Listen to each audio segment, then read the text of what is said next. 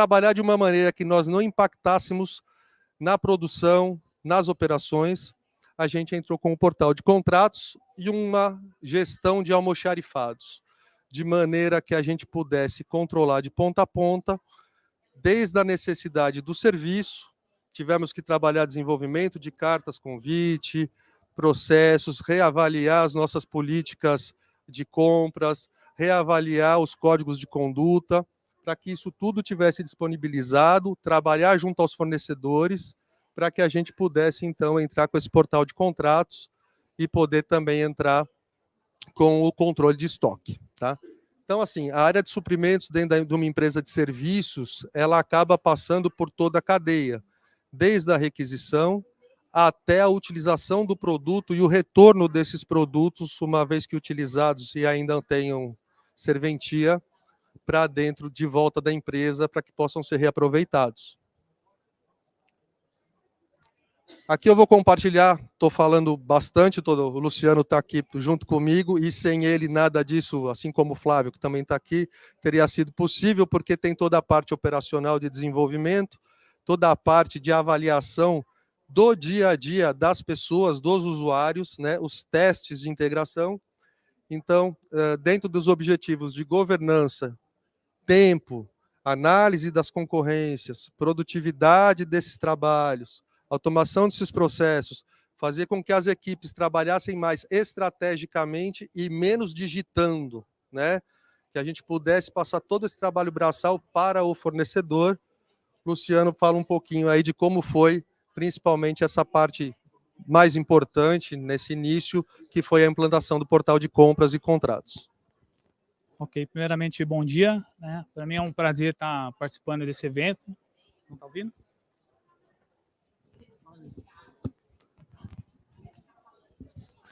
Agora sim, ouvindo? Bom dia, gostaria de agradecer a estar participando aqui do evento, junto com o meu presidente, meu gerente Flávio, o gerente geral Rodrigo, comigo. E assim, tudo começou com do paradigma, né? Eles escolheram, estudaram lá desde 2019, e eu entrei nesse processo já na parte dos testes, né? E a gente começou a estudar ali quais são as dificuldades que nós tínhamos, né? O porquê que colocou o portal aí, o paradigma SRM 360. O Rodrigo já deu uma passada, eu vou dar só uma aprofundada aí no que a gente tinha, né? Era descentralizado, a gente não tinha muito controle, a governança na parte dos nossos contratos, era digitalizado e guardado isso dentro de uma pasta, dentro do nosso servidor, né? Então, assim, era um trabalho meio manual. Uma outra coisa que também era um desafio muito grande para a gente, as nossas cotações era tudo por e-mail. As cotações eram por e-mail. Depois nós tínhamos que fazer uma equalização disso tudo via Excel, né? Posteriormente, o envio do pedido, aprovação do pedido e envio do pedido, né? Então, essas são algumas dificuldades que nós tínhamos dentro do nosso processo de cotação, dentro do nosso processo de contrato, né? A governança não era, assim, tão guardado e tão bem igual depois da implantação do portal, né? Aí os desafios para a gente colocar o portal de compras, um dos primeiros desafios encontrados é o engajamento da nossa equipe, né? Então, assim, todo mundo tinha que estar engajado, porque sem a equipe de compras inteira acreditando no projeto, não ia dar certo. Então, assim, houve um trabalho na nossa equipe, primeiro na sede, fizemos esse trabalho de engajamento com todo mundo. Um segundo trabalho foi junto aos fornecedores, é um desafio muito grande colocar, uma vez que o fornecedor vai ter que acessar um portal de compras e responder as cotações para nós, né? Então, assim, ele já estava acostumado por e-mail, por que eu vou ter que preencher? Então, é um desafio muito grande e a gente fez um trabalho bem legal em cima com os fornecedores, mandamos comunicados, depois, posteriormente, ligamos, ensinamos os fornecedores a mexer no portal, né? Hoje eu posso falar aí que pelo menos 99% dos fornecedores acessam o portal, respondem cotação pelo portal, tá? E funciona muito bem, ganhamos muito mão de obra estratégica hoje, em vez de estar com o pessoal auditando pedido, mandando e-mail, equalizando cotação ali via Excel, tá? E o nosso objetivo, igual estava ali, é o ganho, né, na governança, minimizar o tempo. A análise aí das concorrências foi muito boa. Hoje os aprovadores, né, a alçada de aprovação dentro da RIMP está bem melhor para poder fazer essa análise das concorrências e das aprovações. Ganho de produtividade, né, a gente não pode nem falar, não temos mais que preencher planilha, nem que ficar mandando e-mail, o fornecedor faz essa parte, fica tudo dentro do portal ali, tá? E a automação dos processos, né? A gente acabou colocando tudo automatizado, o paradigma em si, o fornecedor se cadastra, faz a cotação e o comprador fica mais para poder fazer a análise das cotações, a análise do processo, gerenciamento de fornecedores e o gerenciamento de contratos. Tá? É isso. Bom, obrigado, Luciano. Obrigado, Luciano. Tentando fechar um pouco tudo isso que foi dito, né? Hoje, tendo uma digitalização, processo digital da requisição do que se faz necessário, dos processos de serviços, vindo para ser analisado na sede, conseguindo trabalhar as concorrências através de um meio digital também, trabalhando as formalizações através de um meio digital também, e depois acompanhando as medições desses serviços, também através de maneira digital, a gente está indo para uma próxima etapa que agora a gente começa a ter informação, equalização, KPIs mais inteligentes, para que a gente possa, junto com a diretoria da empresa, tomar decisões mais a longo prazo. A gente consegue hoje, através de BIs, a gente pode visualizar uma série de KPIs e de indicadores que nos dão um direcionamento do que a gente deve seguir, o que o mercado está dizendo, né? E nada disso seria possível se a gente estivesse fazendo os processos da forma antiga, né? A gente consegue hoje estar indo para uma outra etapa, que é descentralizar aquilo que não se faz necessário. Então eu brinco muito, né? Parece muito quando a gente começou com ISOs, né? Quem tem mais a minha idade aí lembra. A gente sai do nada para o tudo, né? Tinha que fazer a ata da ata, né? Então é 8 ou 80. Agora não. Então a gente teve que sair realmente de uma situação de não termos praticamente nada para tudo, e agora a gente tem que fazer o acerto e o ajuste para aquilo que é mais adequado em cada situação, tá? Eu vou compartilhar com vocês alguns resultados que a gente já teve que suportaram esse crescimento, né? Então, nós tivemos uma base de produtos nova, nós temos uma lógica para cadastrar produtos, nós temos um mapa de comparação dinâmico, a gente consegue mudar esse mapa para ver em diversas formas as comparações de valores. Nós temos auditorias de todas as etapas, importante para a governança. Nós temos essa gestão dos contratos, hoje conseguimos verificar todos os contratos que estão ativos, o que está funcionando, onde está funcionando. A gente acompanha as medições desses contratos, a gestão dos fornecedores também está dentro dessa digitalização, as cotações, né? A gestão dos documentos. Hoje todos os processos são rastreáveis, né? E os históricos são bem claros e acessíveis, coisa que a gente precisava toda vez que tinha auditoria, vinha a controladora, também vinha da Alemanha, Deus nos acuda para achar documento. E agora em números, né?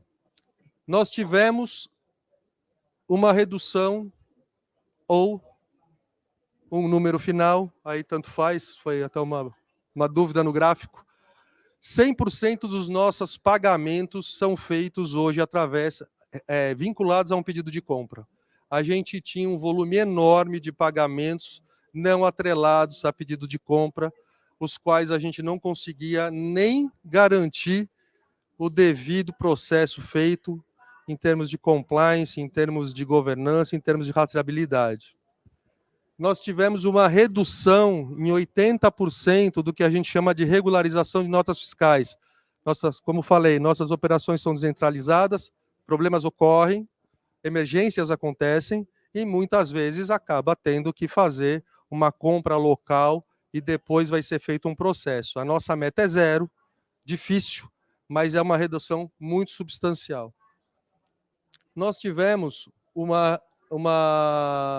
acréscimo de 24% no que a gente atende pela sede, o que para nós é muito importante, apesar de não termos a intenção de centralizar 100%, é importante esse número porque a gente tem mobilizações e desmobilizações. E desmobilizações voltam para a sede. Na sede temos materiais que ainda servem, estão em bom estado e podem ser reutilizados. Então é importante que essa demanda venha para que a gente possa fazer o reaproveitamento desses materiais. Nós tivemos um aumento, na verdade isso aqui é quantos por cento a gente quiser. Nós não tínhamos códigos de serviço, essa era a verdade. A gente contratava serviço e locação no código do imposto XPTO. Então, se me perguntassem há 2 anos atrás, quantos caminhões Munk nós temos locados? Não faço a menor ideia. Agora a gente sabe. Né? E para tudo isso, obviamente, foi necessário investir muito em treinamento. E nós, o ano passado, gastamos em torno de 584 horas treinando o pessoal. Como o Luciano falou, é uma mudança de cultura muito grande. Nós temos, sim, pessoas em nossas obras, temos obras médias, pequenas, grandes, e temos pessoas de diversos níveis. Quando a gente vai até o almoxarifado da frente de serviço, a gente precisa estar falando a língua de cada um deles. Espalhados nos diversos estados do Brasil, a gente precisa se adaptar para falar a língua também de cada estado, né? Então, muito treinamento envolvido. Nós tivemos um ganho de produtividade, como falei, nós tivemos um crescimento na ordem de 40%, 50% nos últimos 2, 3 anos, e a equipe de compras é a mesma, tá? Para não dizer, eventualmente, que existem as férias e umas licenças maternidade que a gente ficou sem uma pessoa, né? E tudo ótimo com isso. Nós tivemos um aumento, um ganho de produtividade na ordem de 170% em pedidos de compras emitidos por comprador. Nós tivemos um acréscimo de 78% na quantidade de concorrências de serviço e locação. Imaginem que quando a gente mobiliza a obra, se a gente cresceu, tivemos muitas mobilizações. Quando a gente mobiliza, nós temos que contratar tudo novamente. Transporte, refeição, exames médicos, alojamento, enfim, e tudo que é inerente a uma nova operação. Então, a gente conseguiu sustentar um crescimento de 78%. Tivemos uma redução no SLA de atendimento pela sede na ordem de 26% e também uma redução de necessidades emergenciais na ordem de 26%. Em termos de savings, nós fomos um pouco, talvez, aí, prejudicados nesse período pela inflação, né? Então, os projetos foram sendo implantados bem durante a pandemia, todos nós vivenciamos aí o que aconteceu com o mercado, né? E também tudo tem cada empresa tem sua metodologia de cálculo de savings, né? Mas ainda assim a gente conseguiu, dentro da nossa metodologia, alguns resultados interessantes no que diz respeito a saving. Agora também não era a nossa prioridade inicial, agora sim, fazendo análises melhores, tem coisas que se compra melhor em Parauapebas do que aqui. Então agora a gente vai começar a tomar essas decisões de forma mais assertiva. Tá? E tivemos um aumento de 1.100% no reaproveitamento de materiais. Uma vez que a gente consegue atender mais rápido as localidades, eles se sentem mais seguros em solicitar a sede. Uma vez que eles se sentem mais seguros em solicitar a sede, a gente tem a oportunidade de reaproveitar materiais. Né? E esse slide aqui, para encerrar, não sei se foi muito rápido. Opa, volta um. Isso aqui é o mais importante de tudo. Na verdade, a apresentação anterior, antes da anterior, falou-se muito sobre erros, sobre passar dar o passo maior que a perna, pular a etapa, né? E nós fizemos tudo isso, né?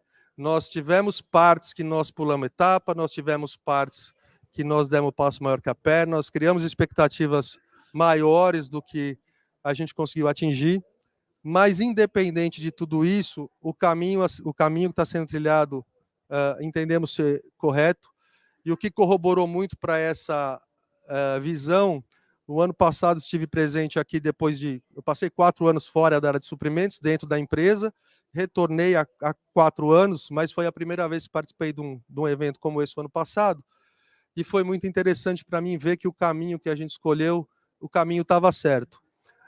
A forma de fazer que a gente deu umas tropeçadas aí, se tivesse um pouco mais de participação, com certeza teria me ajudado muito. Então, esse é o intuito, compartilhar com vocês um pouco da nossa experiência, né, para que a gente possa, de alguma forma, servir aí de apoio, e estamos à disposição também para trocar ideias no futuro. E tem que ter apoio de equipe.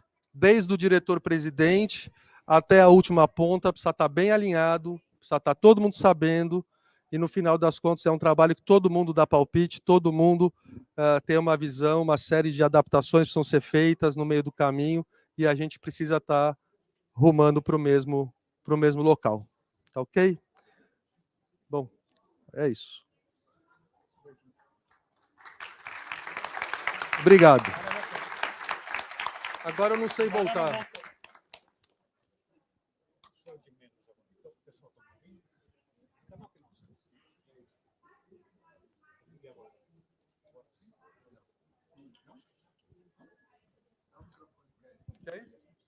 Vamos de microfone mesmo e um abraço. Obrigado. Excelente, Rodrigo, parabéns. Brilhante apresentação. Obrigado, Luciano. Deixa eu aproveitar e fazer umas perguntinhas para vocês. Eu particularmente... Alô? Estão ouvindo, né? Eu particularmente converso muito com diretores de compras, diretoras de compras, líderes que estão provavelmente iniciando uma jornada muito parecida com a de vocês. Uma das coisas que a gente ouve, e é possível que algum dos colegas aqui ouçam também, é o seguinte: o líder de compra falou o seguinte: William, eu tenho uma dificuldade tremenda de explicar o que compras faz na minha empresa. O que compras faz? E um projeto desse, você falou de transparência, falou de visibilidade, de número e de processo. Isso aconteceu na RIP também ou não? Quer dizer, pela jornada, ficou mais transparente o que compras faz na empresa de vocês? Pois não. Sem dúvida que ficou. Eu tenho um longo período na RIP, né? Então, faz 18 anos que trabalho lá. E já tive a oportunidade de viver os dois lados. Passei de 2005 a 2012 em suprimentos, e de 2012 até 2018 eu fui cuidar de algumas filiais. E eu sempre digo que a visão da filial, né, da operação, que é lá que o valor agregado é gerado, lá que o dinheiro é gerado, é que suprimentos e compras é um mal necessário, né? E a primeira coisa a fazer é acabar com essa rincha, vamos dizer assim, né? O suprimentos precisa achar uma forma de fazer com que a operação entenda que ele está lá para ajudar, mas também fazer com que a operação entenda que existem processos, rotinas e necessidades de compliance que precisam ser seguidas. E, por fim, né, que eu acho que isso é uma coisa que me ajudou bastante em alguns casos, deixa claro para a operação que existe uma equipe preparada, existe uma equipe que estuda, existe uma equipe que se dedica para fazer esse processo. Por que você quer fazer? Vai gastar seu tempo fazendo coisas mais produtivas para a sua área, né? Então, o que compras faz? O compras ele precisa não só ser o recebedor da demanda, fazer a cotação, botar um pedido e garantir a entrega. Na verdade, ele precisa trabalhar, e isso é uma fase que nós estamos vivendo, aproximação com o planejamento, reuniões contínuas envolvidas junto ao planejamento estratégico da empresa, para que possa antecipar essas demandas e, muitas vezes, participar com melhores soluções, né? Então, o compras não se resume só no tirador do pedido, que em muitos lugares a turma entende que essa é a função. Eu já te passei o que eu quero. O que custa você cotar e comprar? O que custa? Custa muita coisa, porque eu fiz uma análise recente, né? Cada empresa tem a sua conta, mas cada 5% para mais ou para menos em compra reflete 1% na margem líquida. Então, assim, não dá para sair, não dá para fazer um processo de qualquer jeito. Eu acho que essa aproximação é muito importante. O fato de eu ter vivido um pouco as filiais me ajudou muito a entender o lado deles e até facilitar na conversa com eles, né? E o apoio da diretoria. Se você não tiver o apoio da diretoria, porque numa empresa de serviço, vocês imaginem, só tem uma coisa que passa pela desculpa de tenho gente parada na frente de serviço. É segurança do trabalho. Se não for problema de segurança do trabalho, nada justifica a gente parada na frente de serviço. Assim como eu acho que numa área industrial, de produção, nada suplanta um equipamento quebrado, né? Então, a gente precisa, assim, mostrar que muitas vezes, e aí eu tenho o suporte da minha diretoria, que talvez tenha que ter uma lição. Talvez dessa vez vai ter que sofrer um pouquinho. Não estou dizendo que façam seus colegas de trabalho sofrerem, mas a gente precisa fazer realmente valer, porque somos cobrados por isso. Você sabe que... Peraí, deixa eu... Obrigado. Alguma pergunta para o Rodrigo, Luciano? Alguma pergunta? De novo, nós estamos tendo problema hoje com internet. Então, alguma pergunta? Não estou conseguindo ler as perguntas. Beleza. Você sabe que tem uma discussão, queria ouvir a experiência de vocês também, de números impressionantes, o case de vocês. E você, aproveitando que você falou de impacto de margem ou saving em resultado, o que a gente articula sempre é o seguinte: quando você pega direto, material direto, R$1 de saving é R$1 no EBITDA. Acabou. Pumba, é 1 para 1. E vocês tiveram números bastante bons também. Uma curiosidade que eu tenho é o seguinte: vocês chegaram a usar leilão? Vocês começaram a usar ferramentas de leilão? Ainda não, vão começar. Tá. E além disso, como é que ficou a área de...